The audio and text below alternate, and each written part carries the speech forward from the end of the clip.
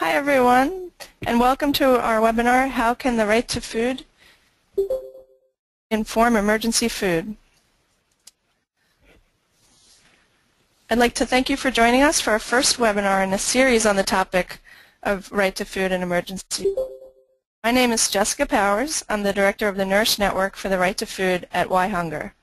Our guests today are Nadia Lembeck, a public interest lawyer who served as an advisor to the former UN Special Rapporteur for Food, Olivia de Schutter, Stephanie Solomon, Director of Education and Outreach at Mother Hubbards Cupboard in Bloomington, Indiana, and Alison Cohen, Senior Director of Programs at Why Hunger. Just to give folks a little bit of background, we recently renamed our National Hunger Clearinghouse to the Nourish Network for the Right to Food. We're interested in moving beyond charitable food and looking at structural issues that affect hunger and poverty. The Right to Food Human Rights Framework is critical because it calls for a comprehensive and coordinated response. It holds government accountable for food and ag policy, and it's an important call to action and organizing tool for the public. We'll send all registered participants a copy of our Nourishing Change newsletter, which looks at hunger and health, building the movement, and community food security. It's a good way to keep in touch with us and learn about future webinars. If you have any questions or suggestions, please email us at nourish@whyhunger.org. So we're going to start with Nadia. Can you provide an introduction to the right to food as a legal framework for us? Yes, thank you. So I'm going to start by giving kind of a Coles Notes overview of the right to food as a legal framework by highlighting just a few key points. So the first, great, that's the slide I wanted. And the first kind of key point, I think, which is that the right to food is a human right, which is recognized in international law. It was first recognized in the Universal Declaration of Human Rights in 1948 and expanded upon in the International Covenant on Economic, Social, and Cultural Rights in 1967. And it's been interpreted authoritatively since then and included in a variety of other international agreements. The central idea of a rights-based approach to hunger, and something that Jess has already kind of alluded to, is that ensuring adequate, accessible, and affordable food for all is not a question of charity, but rather a legal entitlement held by all, which imposes duties on the state to act in certain ways, to refrain from acting in other ways, and to provide remedies when violations occur. So what is the right to food then? The right to food is not the right to be fed. Rather, it's understood under international law as more appropriately the right to feed oneself.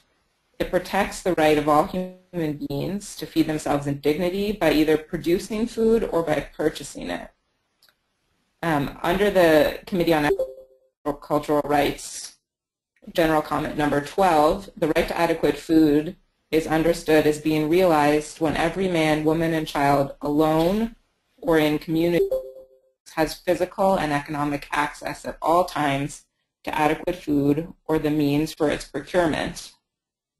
On the slide, you'll see how the right to adequate food is dealt with in the International Covenant on Economic and Social Rights. So it's both part of this right to an adequate standard of living, has the unique distinction as being actually the only fundamental right in the and that's the right to be free from hunger and malnutrition. So if we go to the next slide.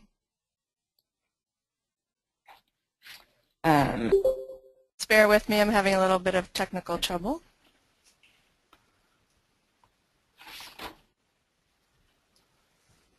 So I'll just keep going. The core content of the right to food is normally described consisting of kind of these 3 A's, and then with the idea of sustainability kind of going throughout them. So adequacy, to a large extent, is determined by prevailing social, economic, cultural, and climatic, as well as ecology and other conditions, but it incorporates the idea that food should meet our dietary needs for good nutrition, it should be free from adverse substances, and it should be culturally accessible. Accessibility refers to both economic and physical accessibility, so food should be there, but we should also be able to purchase it. And availability refers to the idea of feeding oneself directly from productive land or natural resources, or from well-functioning distribution, processing, and marketing systems. And to the next slide, please. So in order to ensure we all have adequate, accessible, and available food, the right to food imposes a number of what I've kind of labeled substantive and procedural obligations on the state. So the obligation to respect requires that the state not engage in activities that directly hinder the ability of populations to access food. The corresponding obligation to protect requires that the state ensure that third parties do not hinder the ability of people to grow or purchase food. The obligation to fulfill kind of has two parts. Requires that the state ensure that no one goes hungry even during times of emergency. And it requires through the facilitation prong that the state engage in remedying systemic structural causes of food insecurity.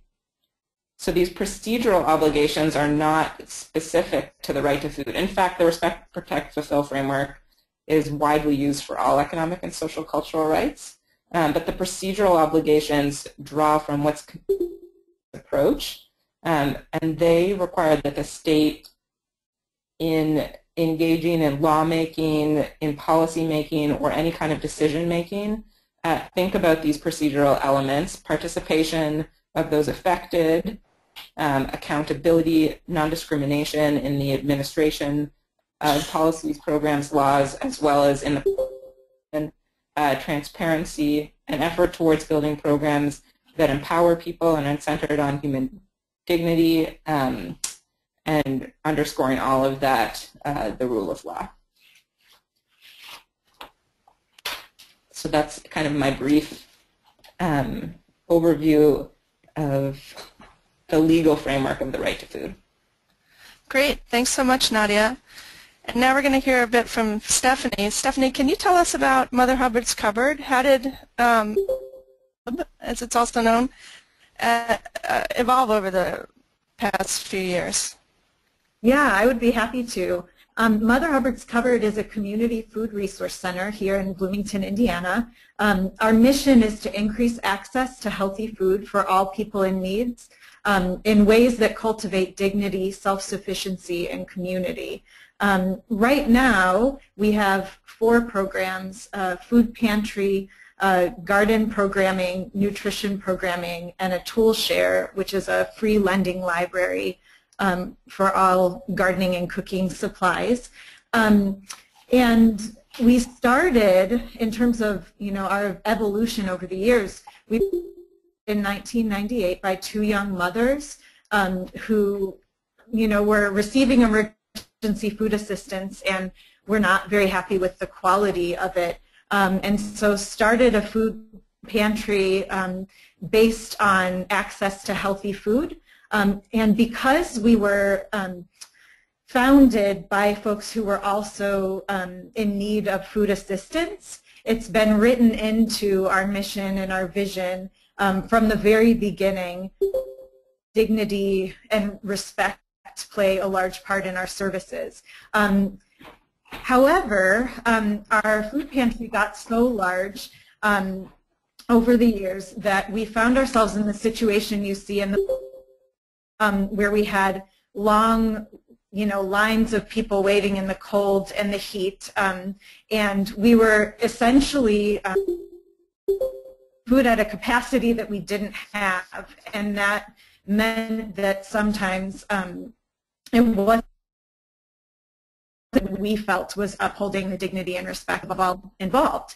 And so we came to a point in our growth where we could either focus on getting bigger and bigger in terms of our food pantry, but we made the very tough decision that we wanted to prioritize longer term growth as well as growth in our emergency food programming. And so we grew into what we are today, a community food resource center. And our food pantry is still our largest program. Since 2013, we've seen a 42% increase in services.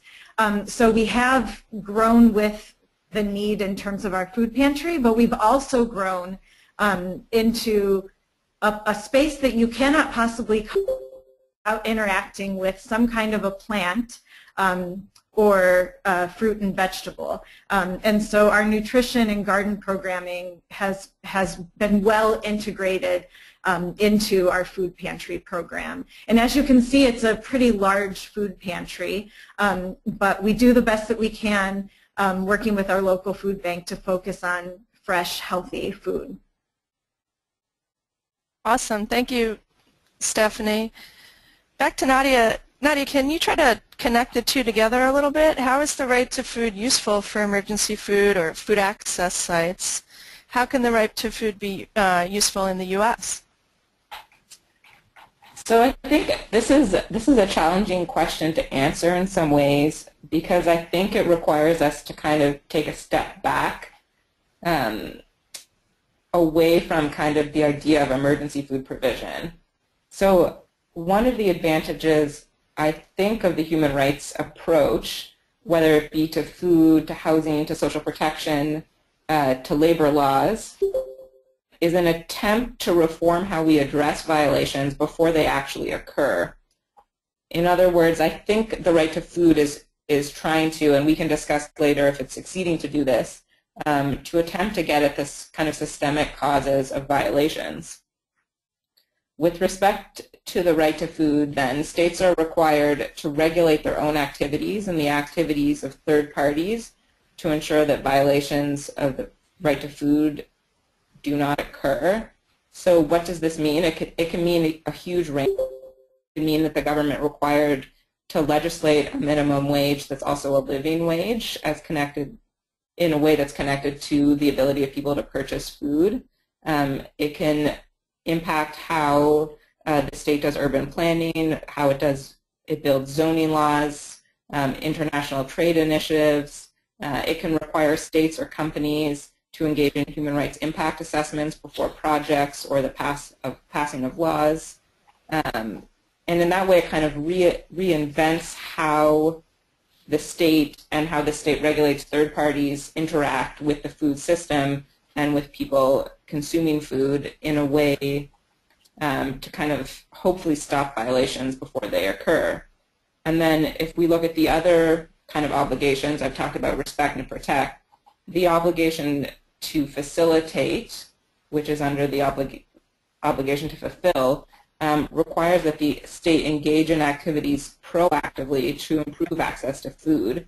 This could be through job creation programs or programs to support newer young farmers or to support community gardening, a whole variety of activities. So in this way, what the right to food approach does is try to build kind of a stable environment in which you don't actually need emergency food provision. Of course, that's not, the right to food is not always successful, and of course there will always be emergency situations. So I think the right to food does provide some kind of framework to work within in the emergency world. A lot of the way in which the right to food internationally gets talked about in emergencies are kind of emergencies on huge global scales, sort of the food price crisis of 2007 and 2008, but looks, or natural disasters kind of thing, but less at kind of individual experiences of emergencies. But I think there are some things we can pull from the right to food in those areas. So I've kind of highlighted on my slide some of the ways in which the International Covenant on Economic, Social, Cultural Right, actually that's the wrong source, in the General Comment 12 of the Committee on Economic, Social Rights addresses emergency food provision. So one is an obligation to ensure minimum essential food. Another one is to provide food in cases when people can't provide food themselves. Another approach is paying special attention to vulnerable groups. And then turning back to this kind of global scale emergency, that the state still has all of these obligations, even during a time of a recession, even during the time of a natural disaster. So I think kind of if we think about what the right to food then provides, emergency food provision services is in some ways a language of obligations around the state and a way to interact with the state and engage the state by pointing out the state's obligations. It also provides a vocabulary for focusing on the most vulnerable in society. And then through the process-based obligations, I think it provides a means to assert the role and the value of community food providers like Mother Hubbards Cupboard, who have really firsthand experience in the provision of food, and provides a language and a vocabulary for including them and the people who they serve and work with in policy-making decisions. And I think that's kind of a unique and important aspect of the right to food in relation to the work of community organizations. Kind of just building off of that quickly, I also think that the community organizations like Mother Hubbards Cupboard are the ones actually doing a lot of the work right now in the United States, and in Canada it's similar, where I come from. And I think these organizations really have a long history and a wealth of experience in how to provide food and how to work with communities to facilitate the means for people to feed themselves in a way that supports their human dignity and empowers people. And they can provide, these organizations can provide a real laboratory of experience to the state and to building more progressive and human rights-based systems going forward. Great, thank you, Nadia. I just want to let folks know that we will be sharing the slides after the webinar, and that this webinar is being recorded if anyone wants to refer to it in the future. Back to Stephanie. So how do you feel that that Mother Hubbards Cupboard is different from other emergency food providers? Well, I think, oh. No, that's it. Okay. I think there are two main ways. One of them I talked about before, that the hub was founded by the folks in need of food assistance. And so there was that foundation of the principle of dignity being part of the services. And the second is that we offer education programming. So I'll start by talking a little bit about our founding, which I think really led us to create a unique model from the ones that we were seeing around us. And one of them was that folks that were setting up the systems for the food pantry had been to food pantries before and had some experience with what they felt worked and what didn't. And so the dignity and respect principle led to us working on the honor system. And so there's no means testing. Nobody has to bring proof of need. And it means that our food pantry is very accessible, even for folks who maybe don't quite meet the guidelines for other services, but are still having challenges finding the money in the budget for healthy food. And a really, I think a fun part of that, that we really believe in building trust in our community, is that we've taken that so far as to start a tool share program, which is a free lending library of gardening and cooking tools. And we've enjoyed what it means to build trust in our community, even though there are lots of challenges in that. I think that makes us quite different than other emergency food providers. We're also very careful about our language. Empowerment doesn't happen in spaces where you feel you're being condescended to. And so a lot of the language around providing services is rather disempowering. And so We've really worked over time to build empowering language into the work we do, and also to make our spaces as welcoming and accessible as possible. To move on to the education programs, we have been offering nutrition education since about 2002 with partnerships with other organizations like our local extension office to do canning workshops, to now where we can actually do food demonstrations on site. What I think is really different about our education programs is that there are no strings attached. Nobody using any of our food pantry services is required to be involved in our education programming. It's really just there for folks who are interested and excited about fun things like bread baking or making pizza, like you see in the photo. So another part of our education programs that is, I think, pretty unique is that they're open to the whole community. This food literacy that we're building, it is, it's not going to come from. It's not just needed in the emergency food system. It's needed in the community at large. And by creating educational spaces where everybody feels comfortable, we can really build more community. In terms of elaborating on the language we've settled on that we think provides the highest level of respect and dignity, that's something that we're always working on, but one of the first things was working together to talk about folks, talk about how best to talk about people using the food pantry. So in a lot of spaces, the name client is used, and we've chosen patron. And a patron of our services isn't just somebody using the food pantry. It might be somebody who is engaging in our community garden program or our nutrition education program.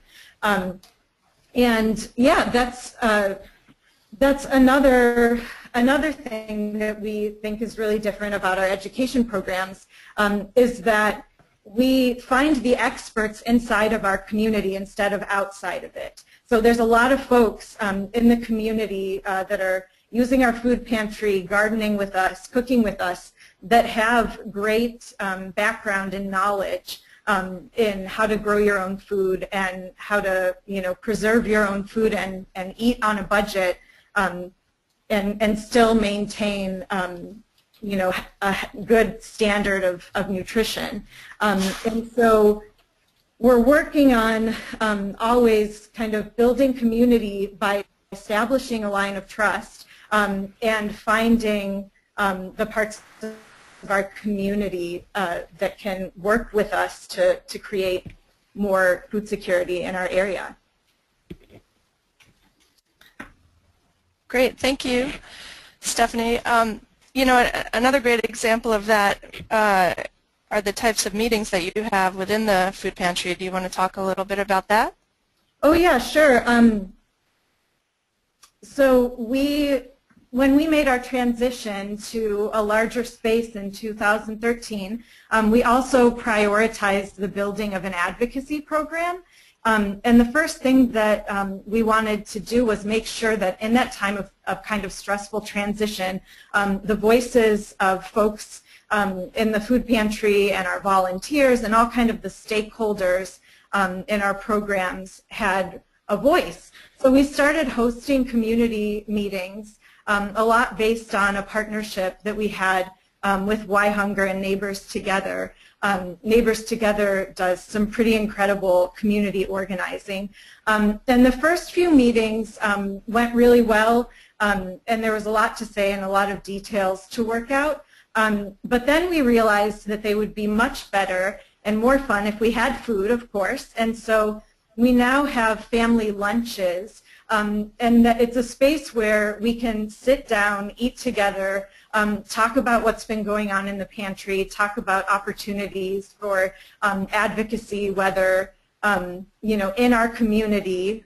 For example, we talked about our Food Policy Council is trying to pass a food charter through City Council. So we've talked about that.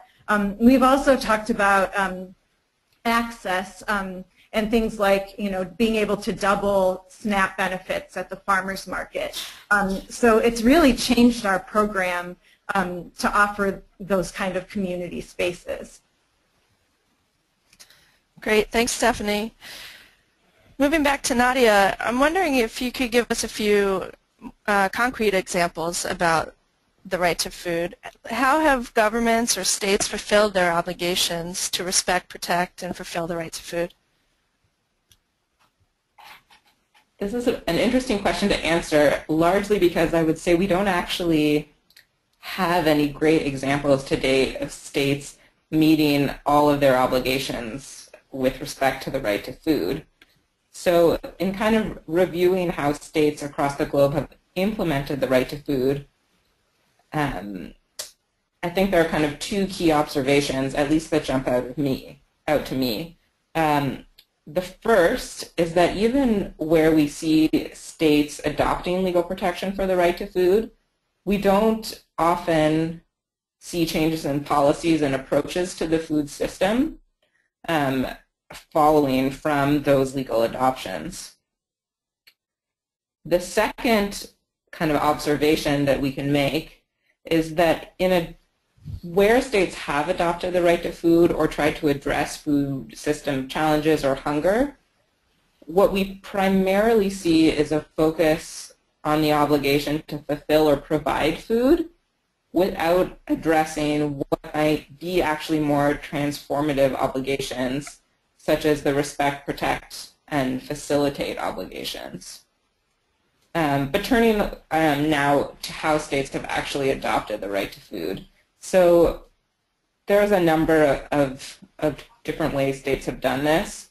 One way is through constitutional protection. South Africa was the leader in this. They adopted the right to food and a number of other economic and social cultural rights into the 1994 post-apartheid constitution. But many other countries have followed in the last 20 years. Brazil, Nepal, Kenya have all adopted constitutional protection. Constitutional protection can be a really important way to start a transformation towards the state fulfilling the right to food, because it provides a kind of governing directive for the state and also a means for individuals to challenge state action or inaction. Another way we see states adopting the right to food, and this is an approach that's been supported by the FAO, the Food and Agriculture Organization of the UN, as well as the Committee on Economic, Social, Cultural Rights, is through the creation of what the lingo in this area is called a framework law. And Latin America has really been the leader in this front. I believe there's over 10 countries now with right to food framework laws. But other countries as well, India, Zanzibar has a right to food framework law. Belgium and the Philippines currently have them on the law books waiting to be passed. Another way countries have adopted the right to food is through policies and programs, and these don't have the weight of a legal framework with law attached, but what they do is allow states to kind of coordinate activities, set goals, assign budgetary allowances, and kind of coordinate between different bodies to move towards increasing food security or the right to food. Then there's kind of other smaller, non-national, non-large scale ways in which states have adopted the right to food. One is through monitoring mechanisms. And the traditional monitoring mechanism, of course, are the courts. And increasingly, we're seeing national and regional courts grappling with the right to food and enforcing obligations on the state. The most notable case in this regard comes out of India, and it's called the People's Union for Civil Liberties versus Union of India and Others.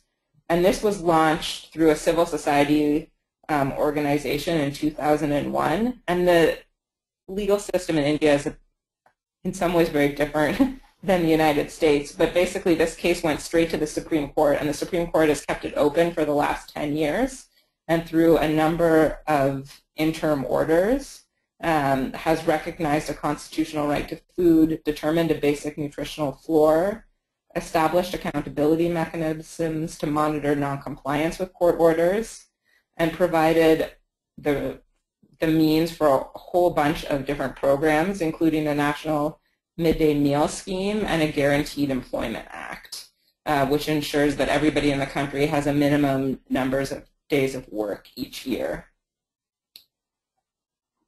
Another kind of way in which states have implemented the right to food, although I would say that almost no states have done this, though this is a key element to implementing the right to food, is building policy coherence. And what I mean by that is ensuring that policies and legal frameworks in a variety of areas, from health to agriculture to fisheries to education, consumer protection, trade, I'm sure everybody on this call could name a bunch of other areas that intersect with food, are aligned and working towards similar goals to ensuring the right to food and ensuring that people have access to adequate food and nutrition.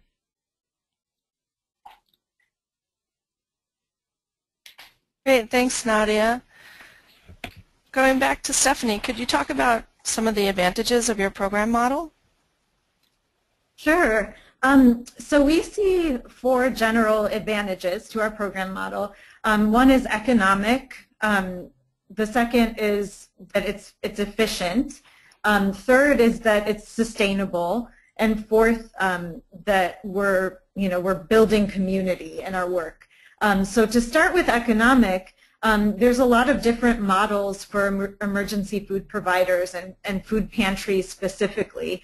And having a patron choice model and also having a service that works on the honor system requires much less paperwork and also less staff time. When you're on the honor system, there's not a lot of logistics to manage that can add inefficiencies and cost to the program.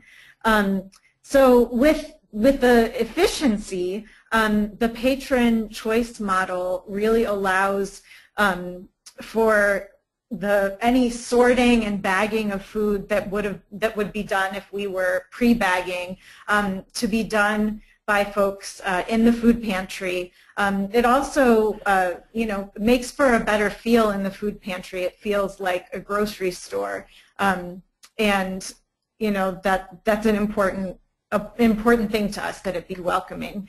Also, we started with a value of environmental responsibility, and that has become a really big part of our programs. The advantage of having sustainability worked into your program is that for us it also means cost saving. So when we focus on minimizing waste, we take all of that food that comes through the food pantry that is just maybe a day off, and then we turn it into compost and grow gardens with it.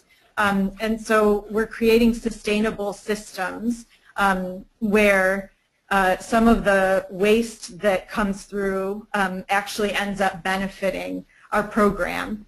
Also, doing things sustainably, organic gardening, composting, these are methods for gardening that are very budget friendly. And so those two advantages of cost efficiency and sustainability really work together. I think, though, by far the biggest advantage of our program model is that it builds community. And I think that's what I've been saying in answer to most questions, but it's really a different kind of engagement that happens when gardening and cooking is part of an emergency food pantry model. And that space we've created with our family meetings and having community meetings where folks can offer feedback. It allows for a more gentle supporting of people who are struggling, where we're all, working together and getting to know each other, and supporting this larger program. And I think an important thing in there is that 50% of our volunteers are patrons of our food pantry, and so there's a lot of room within the model for feedback and for fun. If you see kids eating microgreens in the pantry, it really it builds a different level of joy than a space that was more focused around scarcity. Great, thank you, Stephanie. Nadia, can we switch to you for a moment and talk about the challenges to the rights-based framework? Yeah, I think there are many challenges to the rights-based framework, both kind of from a theoretical and an authoritative stance, but from a variety of others too. So just to keep it simple here, I'm going to kind of focus on three main sources of challenges that I see. And the first one is kind of, in some ways, not a comment on the rights-based framework itself, but kind of a historical reality that we find ourselves in now. I think since kind of 1948, when we first articulated that food and access to food was a human right, we haven't actually really treated the food as a human right, and we've continued to really build upon a charity-based model, which isn't necessarily problematic, except we now come to a point kind of 60 or 70 years after we first articulated this right, and we have states that are largely not engaging in any kind of responsibility in the provision of food, in the building of sustainable food systems, in thinking in a rights-based approach to how we address food. And that's, we talk about states not really adopting economic and social rights generally, but I think food in particular has fallen into that category. So it's very acceptable for us and we talk about housing and social housing as an obligation of the state, but even in our conversations among ourselves, we often think of food from a more charity or community-based model without necessarily engaging the state.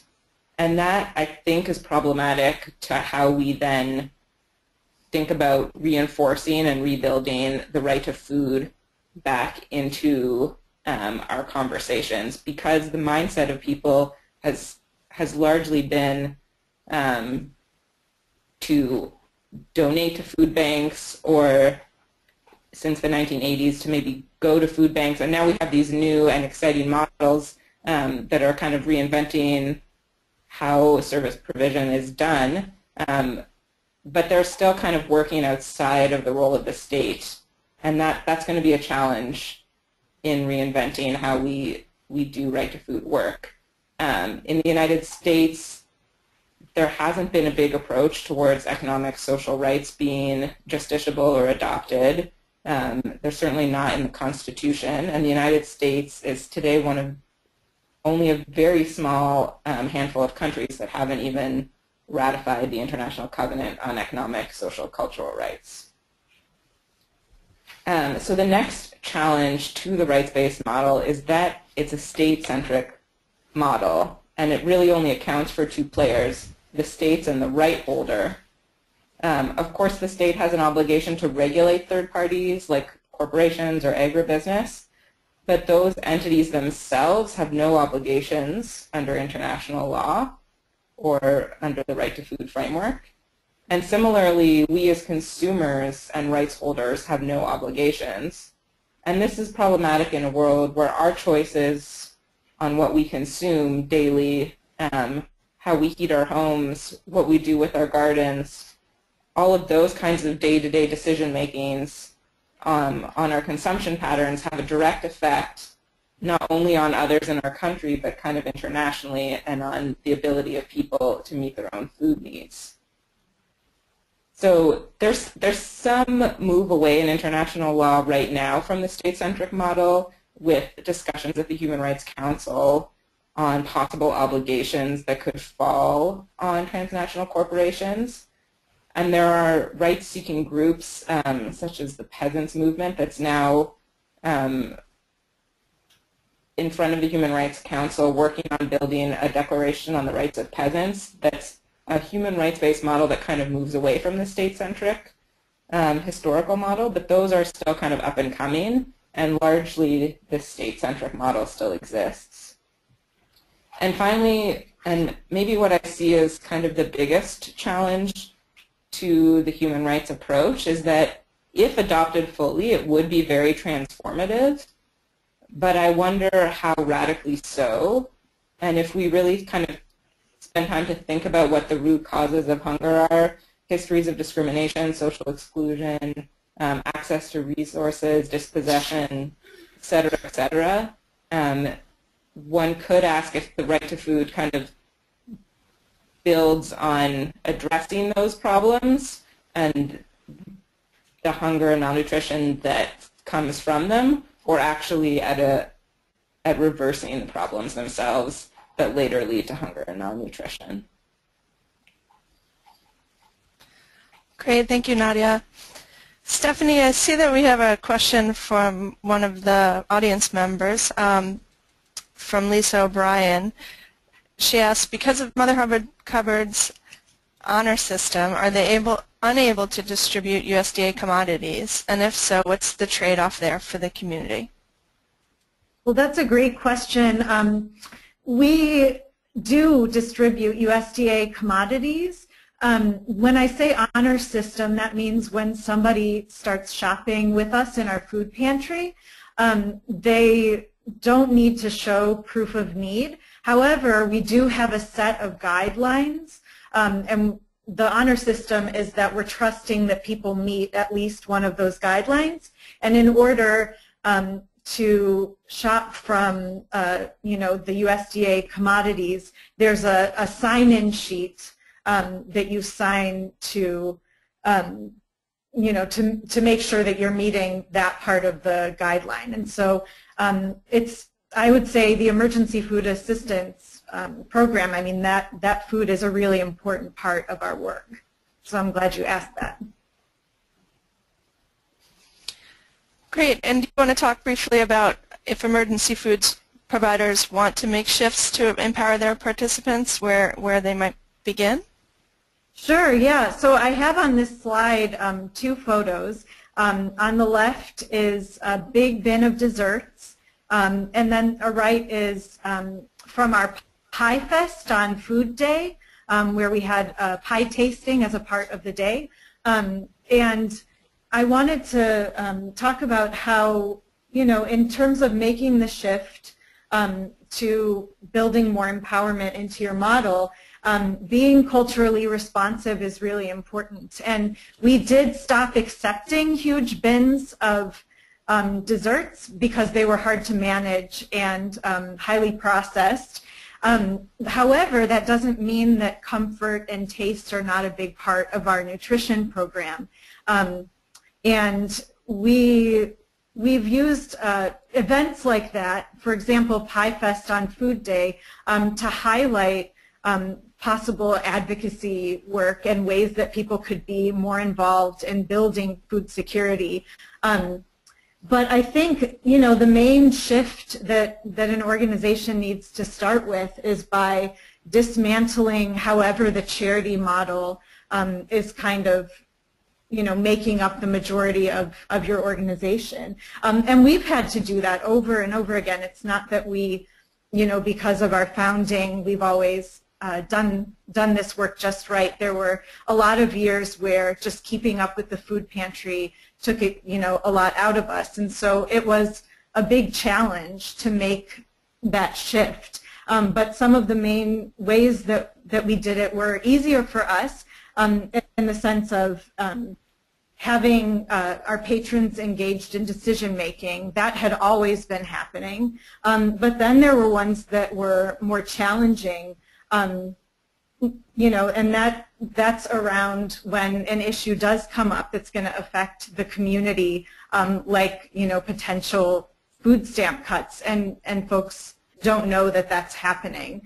So we've been really working to build an advocacy program where it's not us staff advocating, but instead it's creating a space for people to identify what's important to them, and where those avenues for advocacy are for folks who are actually experiencing food insecurity. Great, thank you, Stephanie. Nadia, back to you. Any closing comments that you'd like to share?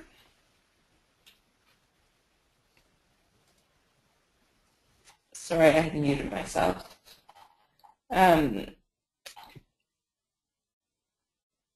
think we've kind of talked a little bit on some of the advantages of the right to food, but maybe some of those are worth kind of re-mentioning. I think in the United States right now, and in Canada as well, there's a lot of really exciting and interesting and radical and new approaches happening on the ground, and places like Mother Hubbards Cupboard and tons of other places across the United States are doing really interesting, important work at the ground, even in small municipalities where we see food policy councils taking control of local food issues. There's a lot going on, and I think that's so important. But I think there are also kind of bigger issues that do require a statewide approach. A lot of sort of the big policy, national legislative frameworks on agriculture, on trade, on health, et cetera, have a really big impact on how people across the country and across the world experience food insecurity. And I think the right to food provides a way for us to work kind of on the ground, but also to connect upwards towards the state and to engage in a conversation with the state that's focused on obligations and that's focused on kind of changing the way the state orients itself and builds policy frameworks. So that's my speech in favor of the right to food. But because I know it's kind of a new topic in the United States, and for this kind of work, I've provided a list of resources that might be helpful to groups kind of thinking about how to incorporate the right to food into their work, particularly their advocacy work. So just, I'm going to quickly kind of highlight what those are. So the first two documents, the legal documents, the first one is an authoritative, it's considered an authoritative guide to what the right to food is and contains. Sorry, that's the second one, the General Comment 12. The Committee on World Food Security, the Voluntary Guidelines to Support the Progressive Realization of the Right to Adequate Food, was adopted actually by the United States as well as every country in the world as guidelines on how to adopt the right to food domestically, though they're voluntary. There are some documents here on the right to food in the second category on rich countries, and I would like to particularly highlight a report from the NYU Law School about the right to food in the United States, and then the rest of the list is kind of self-explanatory. I know that there's a movement now in the U.S. to asking the United Nations Special Rapporteur on the right to food to come and do a country mission to the United States and to kind of do an evaluation of the right to food in the country. So I think it's a good time for groups to kind of think about what, if any, relevance the right to food has to their work and how or if they're going to engage in that process. And I'm happy to explain more about the work of the Special Rapporteur in questions if that's something that interests people. Great. I see that we have a couple of questions in the chat feature, and we'll get to that in just a moment. First, I want to hear briefly from Alison, who is our Senior Director of Programs here at Why Hunger. Allison, could you talk a little bit about how Why Hunger is using the Right to Food framework?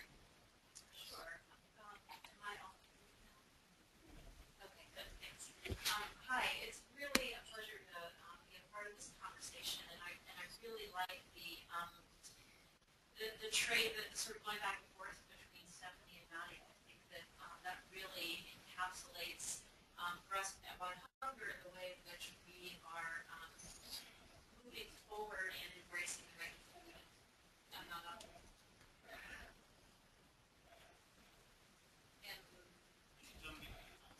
Oh.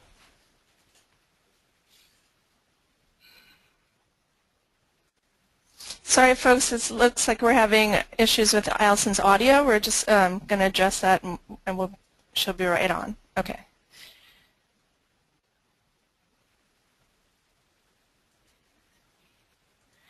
In the meantime, Stephanie, oh, never mind. We got her. I think we got her back on.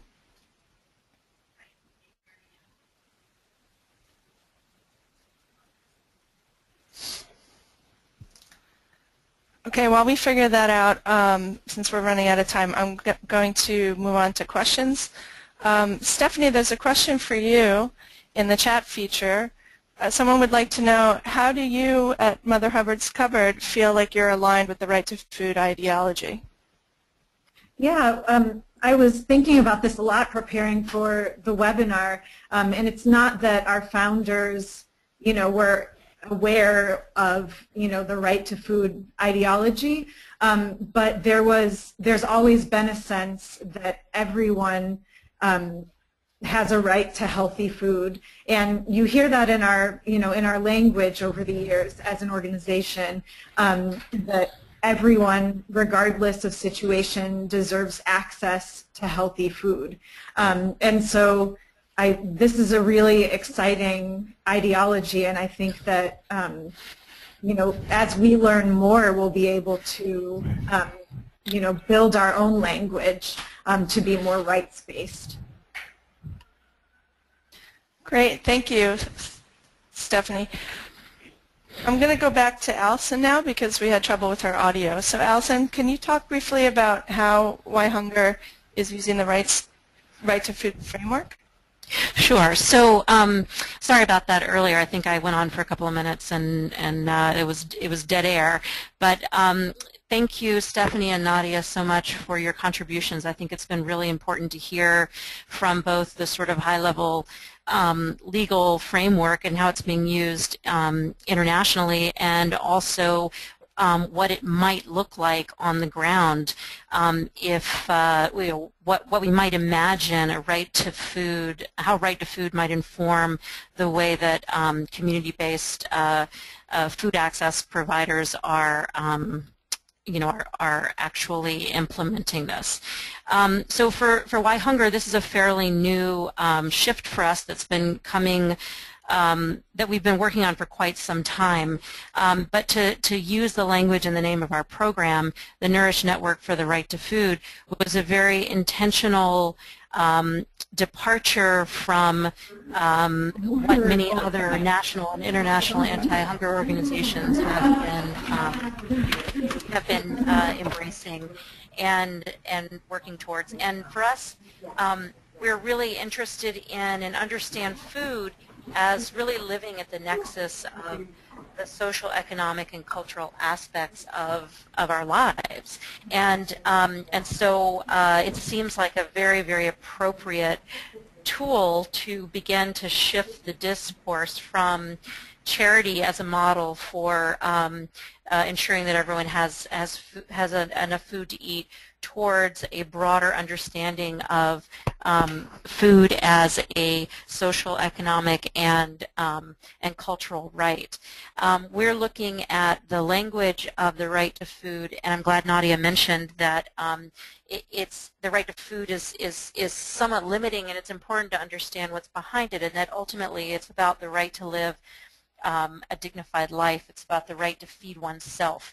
And this can help us, I think, take the conversation away from what many national anti-hunger organizations have embraced, and it's really, really important. So I don't want to, this is really a both and, it's not this isn't to at all suggest that we shouldn't be advocating for a stronger social safety net.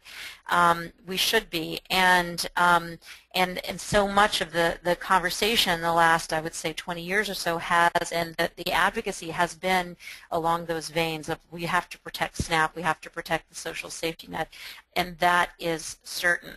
However, we can't stop there. We have to talk about the right to feed oneself. We have to talk about how we can engage with other sectors and other campaigns that are looking at issues of land access, water access, of living wages, and the right to earn a living wage.